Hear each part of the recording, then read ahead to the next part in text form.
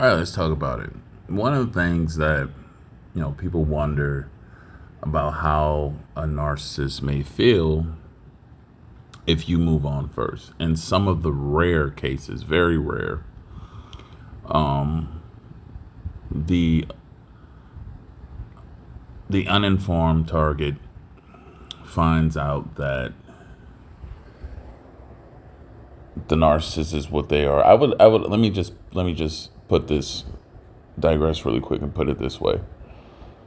Today, with all of the information about narcissism, right, as opposed to 8 years ago, 10 years ago, there's more information about narcissists that is readily available. So people that may come into contact with one or are dealing with one may have better resources on how to move and proceed forward in those situations, right?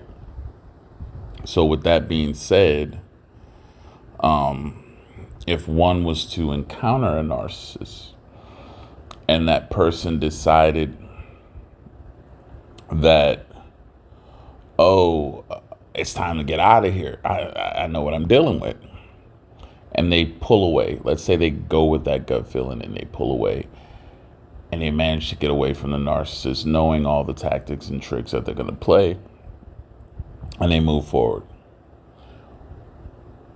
And they move on before that narcissist, right? How would that narcissist react? And how does that affect the narcissist, right? This is something that has been brought to me. People want to know. Typically, if you found a way to move on and get away and you broke it off, number one, the narcissist will be relentless at first to get you back. So it's not going to just be a free and clear, separation unless you immediately go no contact. Like you have to instantly go no contact. And then from there, it doesn't give the narcissist very much options but to spy on you, right? So you're being spied on. A narcissist sees that you're moving on with someone, you're, having fun. They may, if they have a some sort of way, try to throw a monkey wrench in your situation, getting on your social media page, posing as someone else, trying to blow up whatever you have going on. All right. That may be the first step. Let's say that doesn't work. Narcissists, and this is what people, I don't know why they don't take this into account, they suffer from a lot of depression. A lot of it you're not going to see them going through while they're around you. They're not going to let you see that, but depression hits them pretty hard. Self-loathing hits them pretty hard. And depending on how something strike them or hit them, that didn't allow their emotions to regulate properly through the narcissistic personality disorder part of that, they can go into a funk of feeling conquered, feeling defeated, but most importantly, feeling defective and unwanted, which is major for a narcissist to feel that they are a defective being and no one wants them. And those type of break-offs, those type of separations where they didn't have it, I want to say where they didn't have the power to control how the breakup or separation went. It wasn't on their terms, but it was on your terms. That changes the dynamic severely, which weighs heavier on them You got to think about it. This is why narcissists always usually are the first to make the move to discard you or make the move to ghost you. They don't want to deal with the emotional fallout of all of that. They can't take that. They can't take rejection, right? And it can be true said that most people can't take, rejection, but it hits them harder than it hits us. Remember, narcissists are very highly sensitive individuals. Very sensitive. Believe it or not, folks, they hurt more than you when something doesn't go their way or they get disappointed. Sends them into a tailspin. Well, on the flip side, for a normal person, they'll go through it, but they can come out of it. A narcissist can go into a funk for a while, where they're depressed, where they begin to start drinking, self-medicating. Some even resort to drugs, right? And when they do this, it's like they're not going to let you see it, so they would go no contact anyway. But the smallest amount of attention can bring them out of it. So when they're ready to come out, they're usually going to be reckless, wild, and all of these things to solicit new supply. How are they feeling if you beat them to the punch? They feel defective. They feel defeated.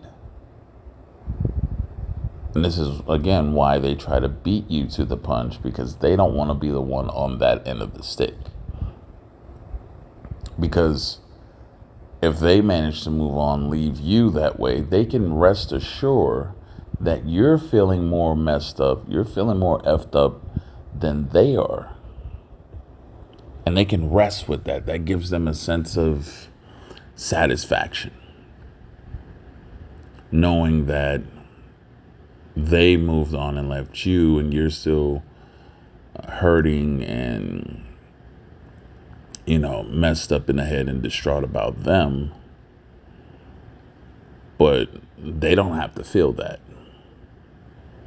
because they made it a point to beat you to the punch and move on and have someone to fill that vacancy, to fill that void, while, you're alone and, searching for answers, trying to figure things out. They're with somebody else,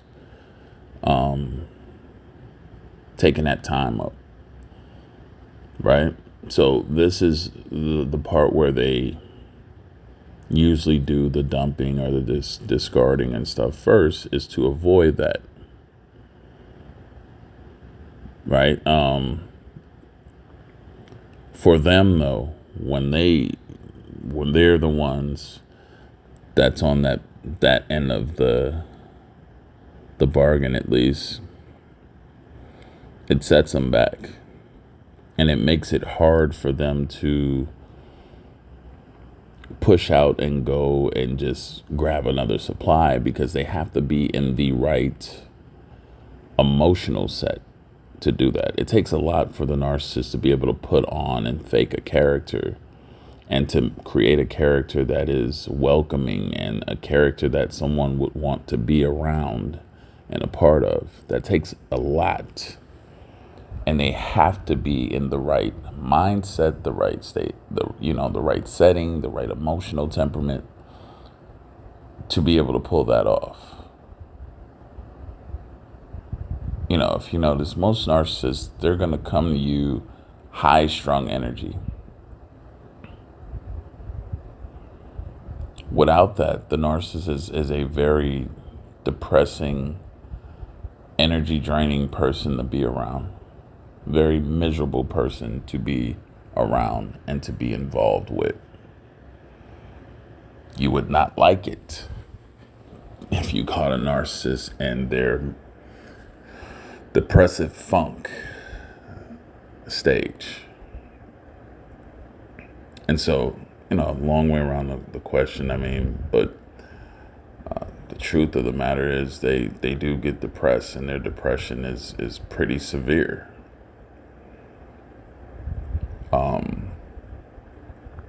And that's why they seek continuously so much supply to help cope or to avoid being put in that place. This is why you see them. This is where all of the stuff like the recklessness and all of this stuff comes into play. Anything to get that attention, anything to get, that's why it doesn't matter about the attraction or the look of a source of supply.